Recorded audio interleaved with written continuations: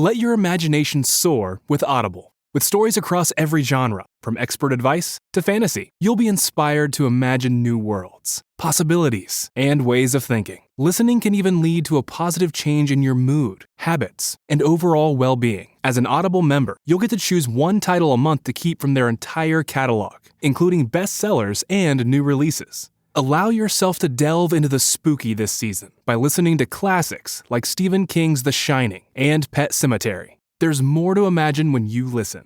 New members can try Audible free for 30 days. Visit audible.com/imagine or text imagine to 500-500. That's audible.com/imagine or text imagine to 500-500. Are you looking for stories of business innovation and resilience? Right now, you can tune into the Wondery podcast, How I Built This, to catch bonus episodes sponsored by Klaviyo. These episodes explore the journeys of up-and-coming entrepreneurial phenoms like Fishwife, diving deep into some of the practical challenges businesses face. With the insight of some special guests, you won't want to miss this. So, are you ready to get inspired? Check out How I Built This, sponsored by Klaviyo, wherever you get your podcasts. And make every moment count with Klaviyo. Learn more at klaviyo.com/BFCM. Hi everyone, it's Hannah Conda, your favourite professional runner-up, and we are back with another episode of What's Lust Got to Do With It? I really am fighting the urge to sing What's Lust Got to Do with it? But I'm going to sing it, and I just did, so there we go. Welcome back everyone, I hope you are having a fantastic week with whatever you're doing, and I'm very excited to be able to permeate your ear holes again with stories of loss, love, laughter, gayness, and all around fabulosity. We have an incredible special guest coming up, and another sister from RuPaul's Drag Race Down Under, who I get to introduce to you very, very shortly. But before we get into that, as we usually do here on the pod, we dive in with my little rant.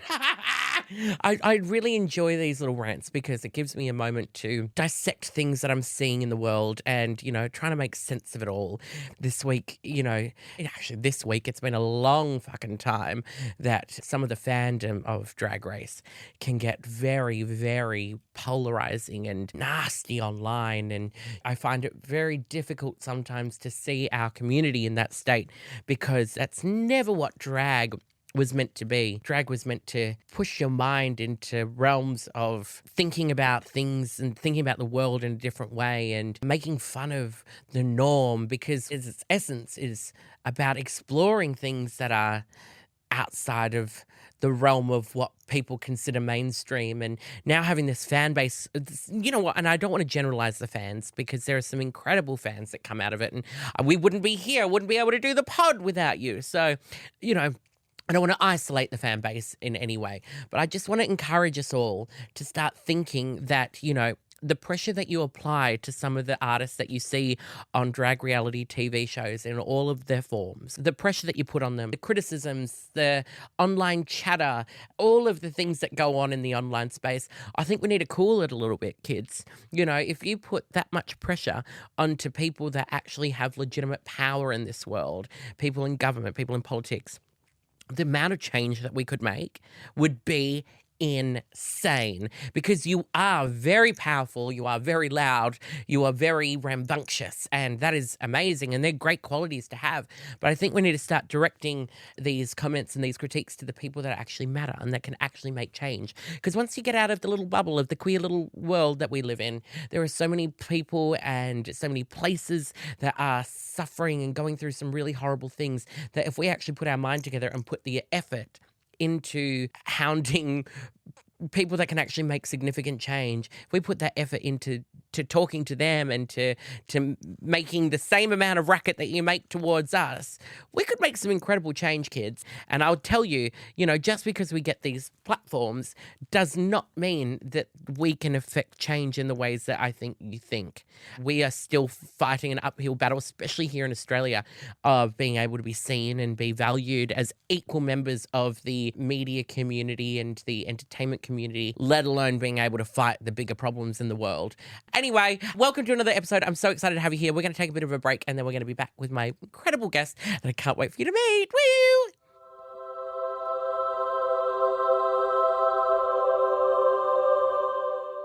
right, everyone, welcome back. And I'm very excited to introduce my very, very gorgeous, glamorous, beautiful woman on the game. It is Ivory Glaze. Hello. All the way from RuPaul's Drag Race down into season 3. Episodes 1, 2, and 2.5. Well, 2.25. That is if you want to, quite iconic. And if you don't understand because you didn't watch the season, you're We not don't blame alone. you. So, Ivory, can you tell the people why you were in half an episode? Okay, so what happened was I was in the bottom 2, unjustly so. Rude. I mean, it was kind of justly so, but not. No. I mean, in the grand scheme, I wasn't the worst. But anyway, I was in the bottom 2, and Rue was, just like this. Ivory Glaze, read a menu. Oh, Rita was the other one. It's time for you to lip sync for your life. And then I went, oh shit, bitch, what is going on? Because you're standing there for a while, It's right? a long fucking time. And it's really stressful because it's not time to lip sync for your life and go. Bitch, no, they say it and then you got to wait. Yeah. Yeah. You're going to say it again or the cameras go. Yeah, So they you're play the music to Yeah. make sure the sound's okay. And in my delusional mind, I was not meant to be in the bottom.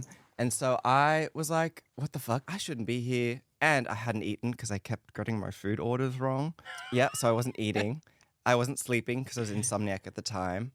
And I was actually applying Raven's advice from that episode because that episode, she did a walkthrough, which is giving everyone makeup advice. Not me and Floor, though, so Yeah, I'll take that one. You don't need to. Thank You don't God. need it. Look at that. But she was giving us advice, and I was like, how did you cope with the competition? And she was like, oh, well, the truth is I was just having a lot of energy drinks and a lot of cigarettes. And I was like, work, I'm doing that already. So I was. That is like half of the Drag Race That's half Queen's of Drag diet. Race. Yeah, but no one in my season smoked except for me. Yeah, so I was vaping, but I was mostly just trying to counteract not being able to sleep and not sleeping because of all the energy drinks I had with more energy drinks.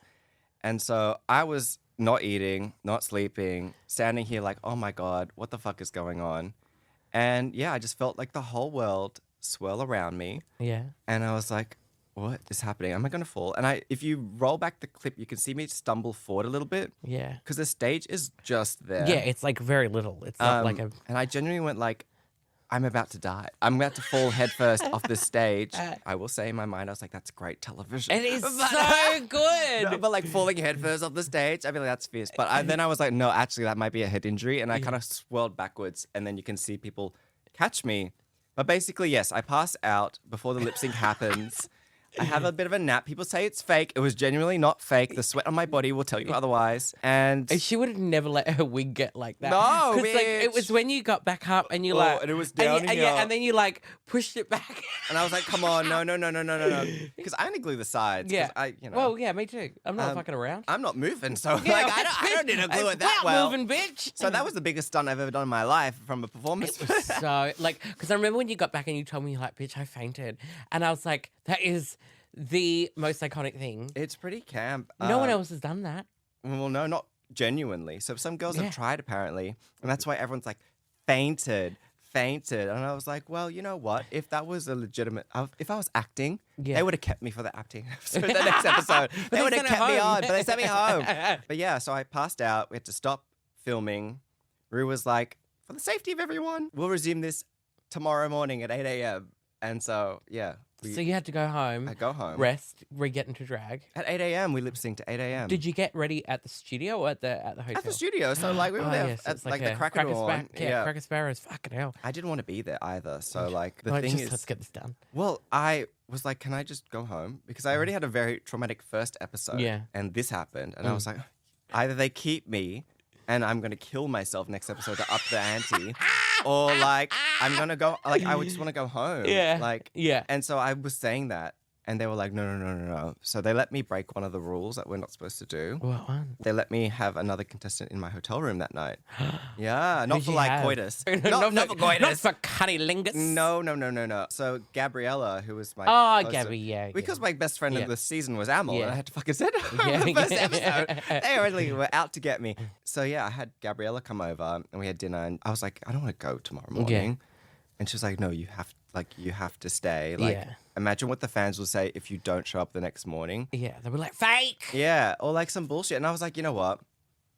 I'll show up.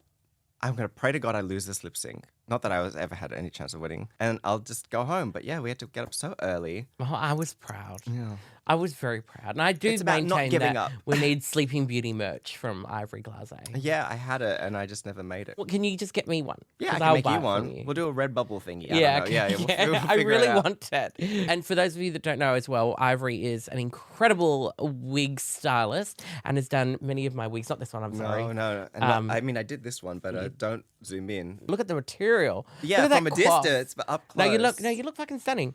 Your wigs are like exceptional. Thank And you. it's led you to doing a job now working in a wig department in Yeah, theatre. well, I'm fucking wigs and wardrobe, and I was like, "Girl, did you like?" I don't know about that one, but I'll do it. Yeah, so I'm working on Titanic, the musical. Titanic. Yeah. It's coming to Sydney. We actually start previews on Wednesday. Yeah. I don't know. I kind of just fell into the job.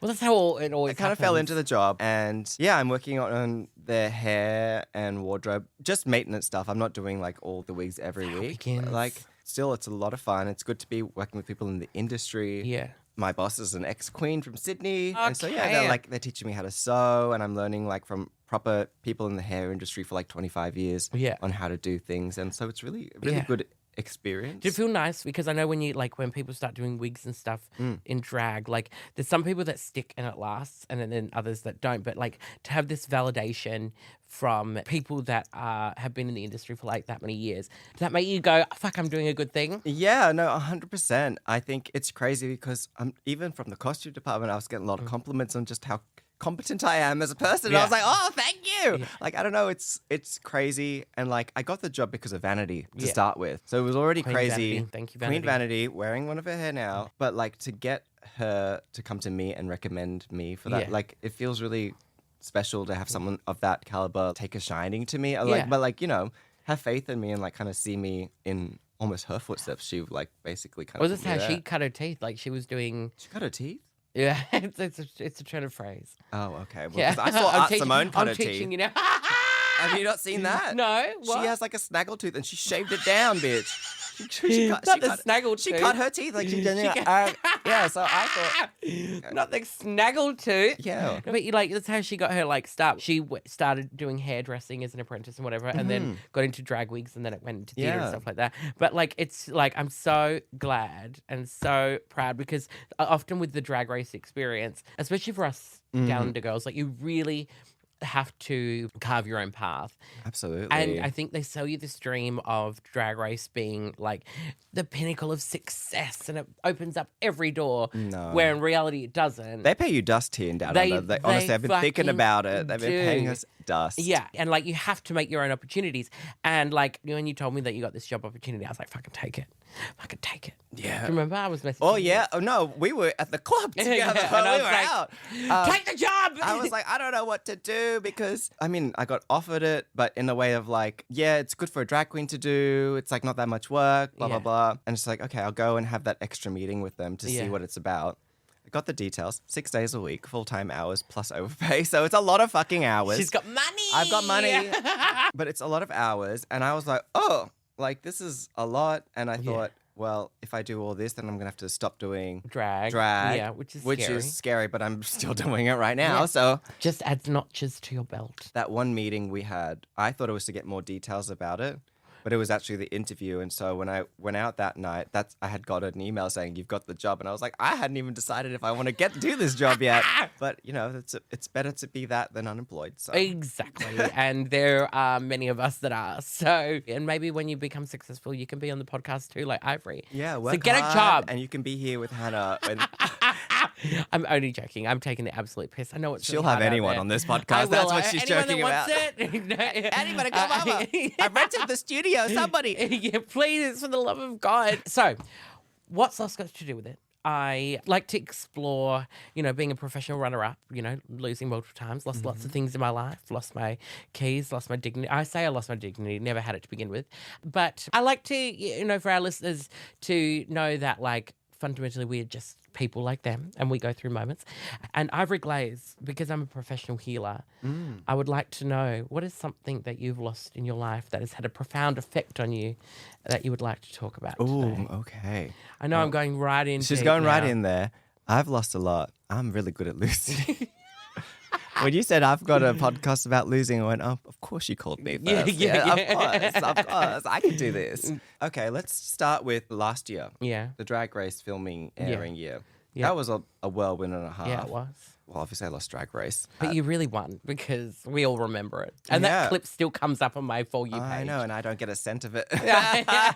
It was actually a really upsetting period of time. As you can understand, well, actually, you can't understand because you made it to the finale both times, so you could have won. But I still lost. You still lost, but you didn't have the bit between filming and airing where you go, oh, I've done something so embarrassing. Yeah. I'm so ashamed of how it's going to go. Yeah. People are going to find out and it's going to be awful. And so you sit there and you wait 6-7 months. Yeah. And it consumes you. It consumes you. It eats you alive. Yeah. All I could think about was I had embarrassed, I felt really embarrassed and I felt like I let a lot of people down. Including yourself, because I wouldn't even have auditioned for the show without you. I was so proud that you went and that you did it. Thank you. Winning or losing, I did not give a shit. It doesn't matter. I was just so proud that you put yourself out there. So carry on. I Thank loved you. that. And I was not upset. I was actually very excited. Turns out no one was upset, actually. It was just all in my own head. Yeah. But yeah, I remember I wasn't even going to audition. Sorry, Yeah, she tangents. I wasn't going to audition. I was really busy with work. There was 2 days left. I saw you again at the club. Yeah. It's always at the club. Yeah, we're always at the club. And you're like, do it. And I was like, fuck it. I'll just do it. I'll do a really quick version of it and we'll see if it goes, it goes. But back to losing and the feeling of shame and stuff like that. I had an extra element in my mind because, and I touched on it on the show, but when I went on Drag Race, I hadn't properly told my family that, one, I was doing drag, and two, I was going to be on television for it. Yeah. And in my mind, I was always raised, get an education, get a proper stable corporate job, get a house, go die. That's kind of all. Simple. Easy. Simple. And so for me, I knew I was breaking that kind of mold. And when I was younger, I was a pretty bright child.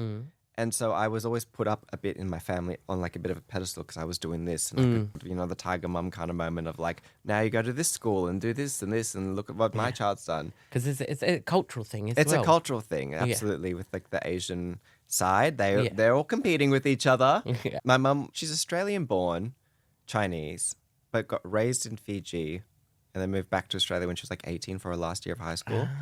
So she was like, I'm not like those other Asian mums. I'm not going to make you learn violin when you're 6 years old. You're going to learn the saxophone. Just twisting it yeah, a little bit. Twisted it a little bit. I was like, you are exactly like them. So I had done well in high school, done well in uni, got a good job. And so I was throwing it all away potentially to do this and do something that I really love and enjoy. Yeah. And so in my mind, when I went on the show, all I could think about is I have to do a good job so I can show them that I'm not I'm not failing. Yeah, I'm not a failure. I'm not failing. And so that's why all the spiraling was really intense because I was I had all that back at home to think about. Yeah. And so losing the show on top of, losing in general and seeing what the gays are going to think about me and quitting my job. Fucked. They are Those fucked. gays. Reddit. Oh, Oh, don't go there, girlfriend. That's something we can all lose and will be for the better. I remember there was a news article years and years ago. And there was something that said the friendliest website on the internet. It was Reddit. Reddit. And I was like, bull fucking shit. They need to update that. Yeah, that one, it's not true. It is not Reddit anymore, but it used to be apparently. But yeah, so I was embarrassed and I didn't want to tell my family about how I did. And then I get a text from my mum and she's looked at some YouTube spoiler video and she went, so you went home in an acting challenge. You should have gone to the classes with your sister. And I was like, first of all, Queen. what? What a queen. Why are you looking at this? And second of all, that spoiler's wrong, Mum. I went home on a sewing challenge. For your nimble fingers. Yeah.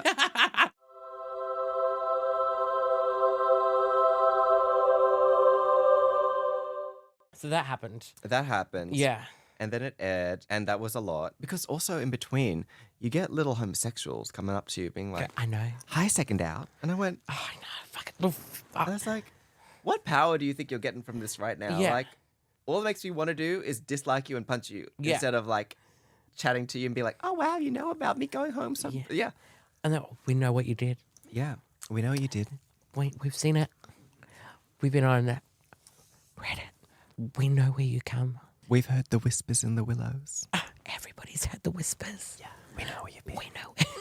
But anyway, they're so foul about it. I know. And so that was It's not really cute, annoying. everyone. It's not cute. Then it aired, and it was received well enough.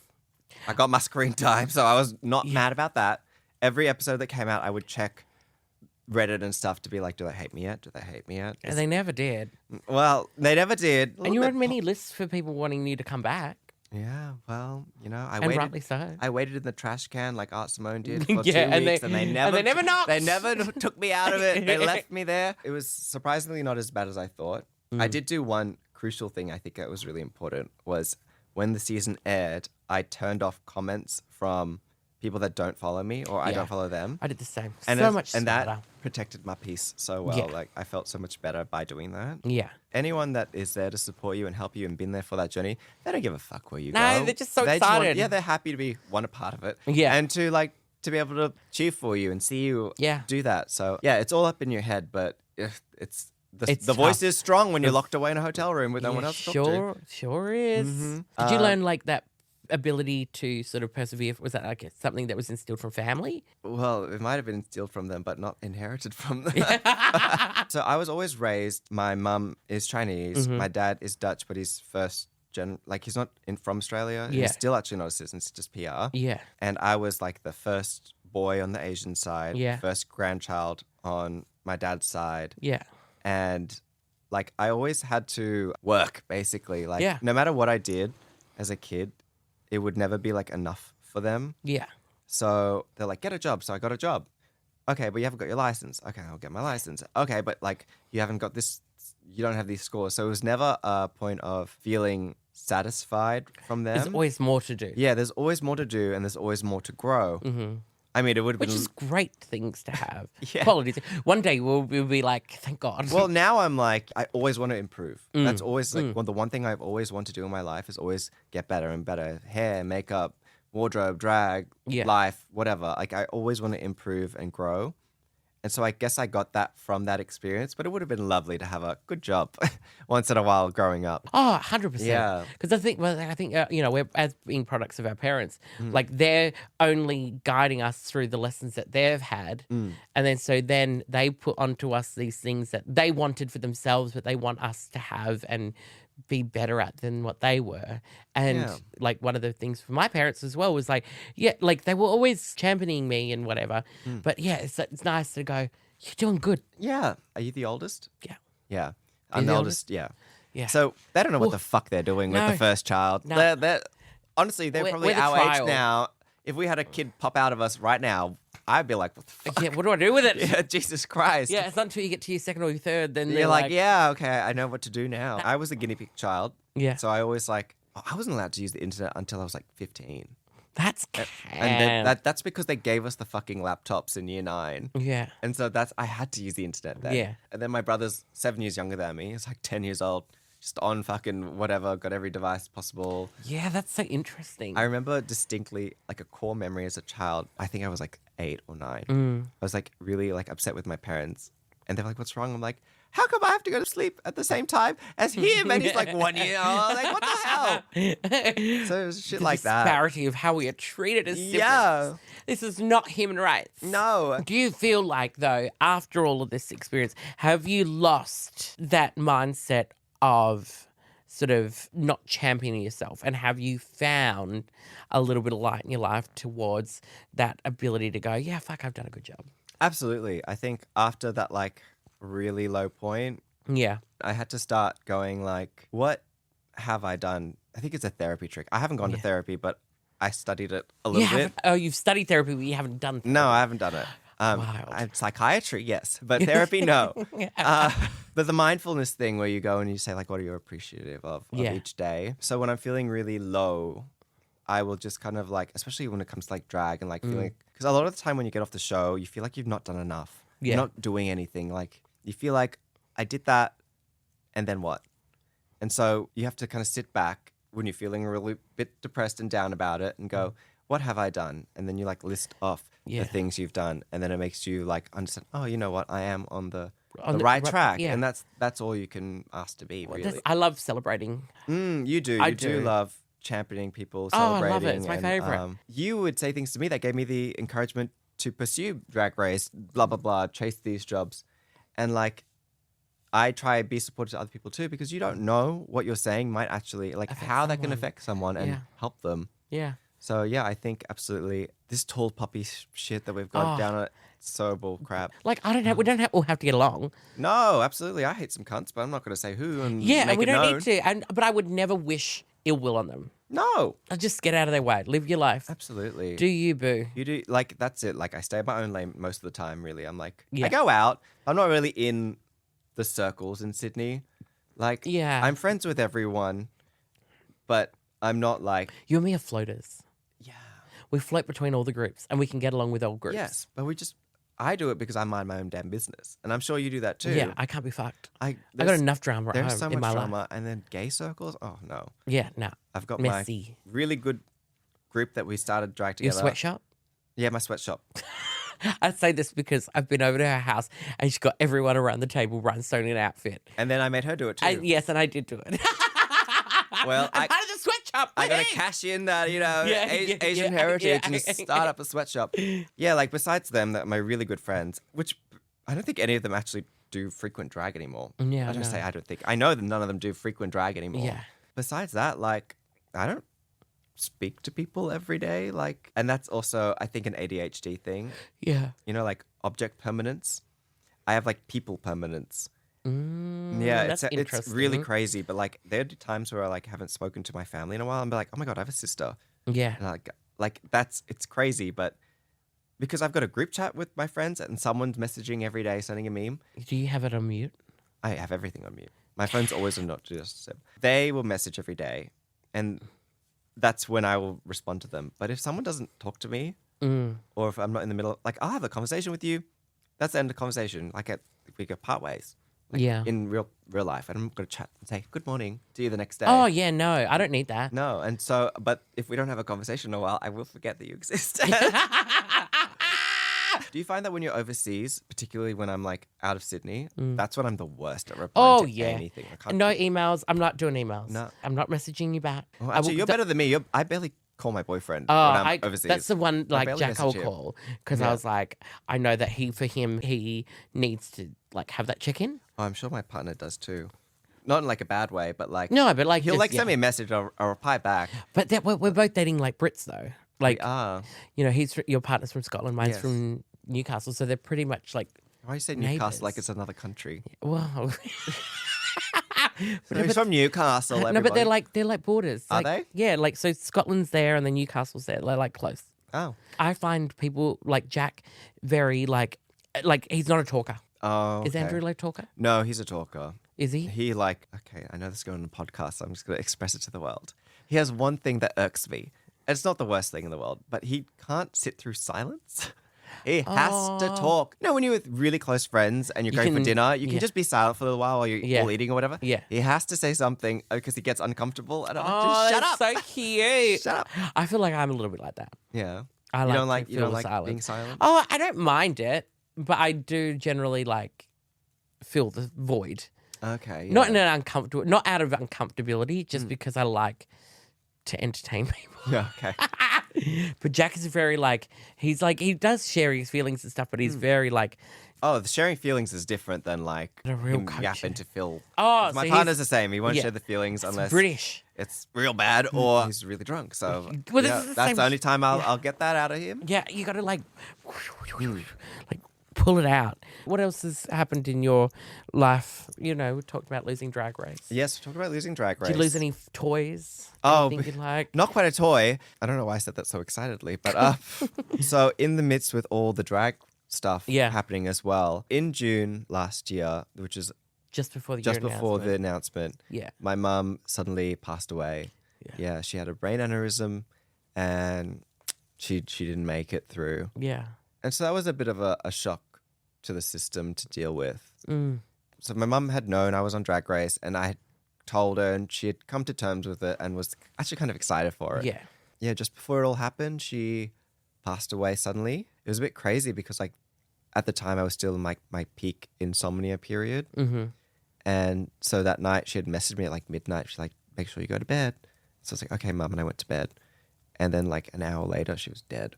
And I was like, holy shit. Oh my God. I mean, it rocked my world and it changed my Yeah, of perspective on a course. lot of things.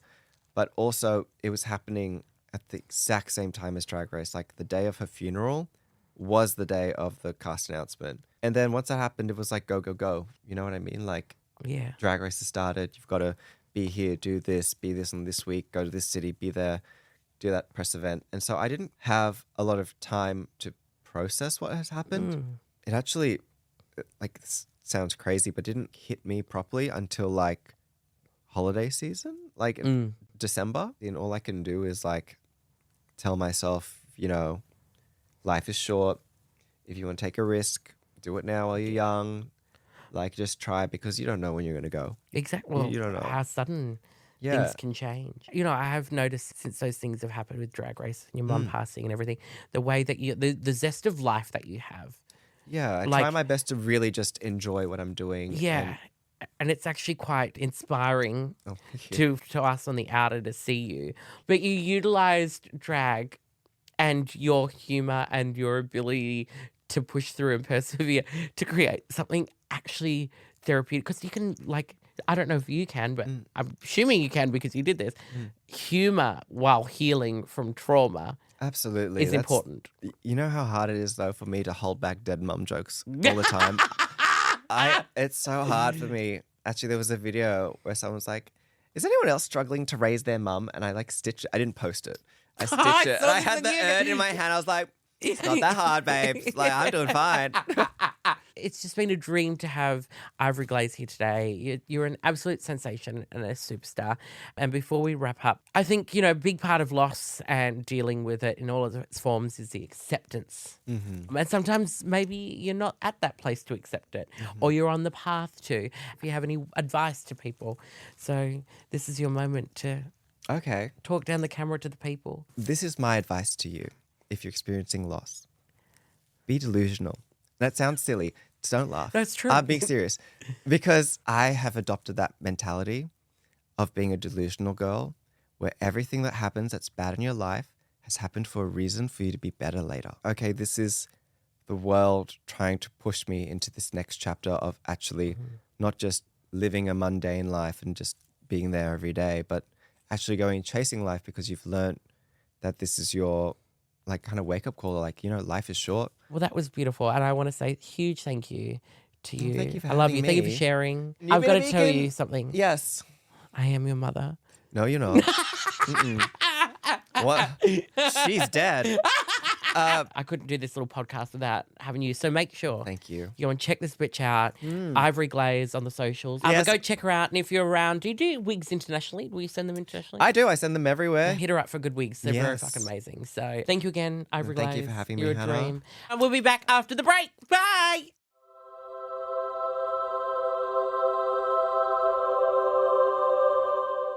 Welcome back, everybody. And this is a segment that I like to call Healing Hands, where I take some of your questions, queries, comments, concerns, and I give you my best advice. You know, some people have said I'm wise. Hopefully, I can get a couple of quotes for my book that I want to write because I want to be like a wise old owl. Just quotes of wisdom. It'll be a coffee table book, I think. But I'm going to dive into my Instagram and keep an eye out. I post when we're recording episodes. Let's dive in. We have Miaga. I hope I said that right. It's a lot of A's, G's, and H's in your name. What do I do with my life? Well, babes, it's a very full-on question there, and I wish I could provide you that answer, but I think we're all on a quest to figure out what we're going to do with our lives. To find better purpose in your life, I think trying different things and seeing what sticks. It's like throwing shit at a wall and seeing what sticks and see what works. Because, you know, you might be doing something for a while and feel like you found your calling, and then all of a sudden it changes. You know, I'm very lucky that drag has been something that has been stable in my life, but there's been many times I've questioned it. And I think you got to question those things. I feel like it's definitely about just exploring all those different options. And if something is interesting to you, give it a whirl. Like, I wouldn't say throw all of your money into everything, but like say, for example, photography is something you're interested in. Don't go and buy the most expensive camera right up. I would go and buy a camera, maybe a secondhand camera or loan a camera and give it a go and see if it works. You've got to give things a little bit of time as well, because initially the uncomfortability that we have in trying something new can potentially off-put you from actually seeing the real magic in something. So, it's important that you maybe feel a bit uncomfortable and work through that to see if you like it. And if you like it, then carry on and try different things and then invest a bit more money into it and see how it goes. And if you don't like it, hopefully you haven't put yourself into debt and you can move on. You can do it, babes. You can do it and you will figure it out. But I can't decide for you what you're going to do with your life. You need to do that for yourself. I believe in you. So Scott Australia says, I like a guy in Melbourne but live in Adelaide. What do I do? Wow. Okay. Long distance. I have learnt in the art of relationships. So I've been with my partner Jack now for about 7 years, and we had an unconventional start. Jack was on a working holiday visa and he was about to leave the country, and we kind of decided to go, full force into it, and we moved in together after 2 months or 3 months of being together, and we just went with the circumstances that we had because we wanted to be together. And, it's unconventional to some at how quickly it moved. But when you know, and if there's something there to explore, why would we deny that? I think it's important to allow yourself to feel the way you want to feel. And if you're enjoying that and the two of you, even though you're in separate cities, if you're enjoying each other's company, figure out a way to make it work. Go over and visit each other, spend some time with each other, explore that. And your dates are probably going to be a little bit more expensive, but they're going to be more quality and they're going to feel more valuable because you have, shorter periods of time with each other. But you will find ways to make it work. And communication is absolutely key. Talking about how you're feeling, making time to call each other and text each other when you can, and include each other in each other's day-to-day existence and life, and share those things, and you will find a way to make magic out of that. And I believe that distance will not stop love. That's going in the book. Here we go. Another one. Evelyn Paradise says, I'm a sweaty gremlin, especially in drag.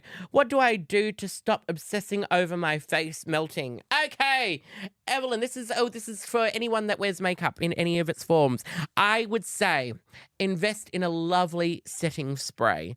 I think that's very essential. Also, priming your skin. There are a few products out there that help. I know my good sister Spanky, she had a cream that's for sports people that sweat a lot, and she uses that as a face primer, and it's helped her to stop sweating through her makeup. So, there's always those options that you can explore. I found Botox as well has helped me divert the sweating. It didn't stop the sweating. It's moved it from sweating my face to my back. So I get a really sweaty back and underarms. And that's why when everyone comes up from meet and greet, wraps their arms around me and they're like, oh, I'm like, well, hey, look, it's got to come out somewhere, and I'd rather it come out on the back. Invest in a good setting spray. There's some really good ones. There's a green marble. The Krylon setting spray is really good, and they will hold your face on. Mama, set your face, bitch. Tom says, dating in Sydney. Why is it so shit? Okay, well, Tom, I can only speak on the experience of gay people, and being a gay person myself, the experiences that I have had in dating have been quite difficult. I think, especially in big cities like Sydney, like Los Angeles, like London, I've experienced people being very focused on looks and those external things that don't really make up a full human, and people sometimes get a little bit vapid and they don't give people a chance to get to know the human there, because when you're dating someone, obviously you want to be attracted to them, but you are also dating the person and the personality, and you don't want to lock yourself into a relationship with someone that looks beautiful but is an absolute psychotic nightmare. You know what I mean? So I learnt, especially being an odd-looking boy and out of drag, I've got no hair, I'm bald, and thank God I've got Jack, and I locked him in when I did have hair. Not that hair makes a difference, but I learnt prior to meeting Jack that going on dates with people, if it's not clicking, it's not clicking. And if they are not going to give you the time of the day because of the way that you appear, I don't want that in my life anyway. I'd rather be celibate and single than have to deal with trying to, convince people to like me or see appeal in me. And then, when I started doing that, I actually started having more fulfilling relationships and more fulfilling experiences because I was proud of how I look, and confidence is sexy. It's true what Mama Ruth says. If you can't love yourself, how the hell are you going to love somebody else? Can I get an amen up in here? Because you really do need to love who you are to be able to go successfully into a relationship. Always authentically be you, and you will find someone that will want that and love that.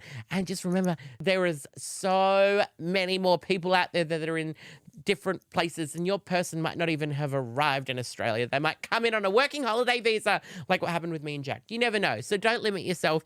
Be open to it. Don't make it your mission in life to find a partner. I hope my healing hands have settled your soul a little bit, and I hope you can take a little bit of wisdom from Arnie Old Hands. Thank you so much for listening to another incredible episode, and a huge thank you again to Ivory Glaze. Make sure you get onto Instagram and TikTok, and you can follow her and her incredible journey. But thank you, Ivory. We love you, and we'll see you again very soon with another episode of What's Lost Got to Do with It. Love you, everyone. Have a great week. Bye.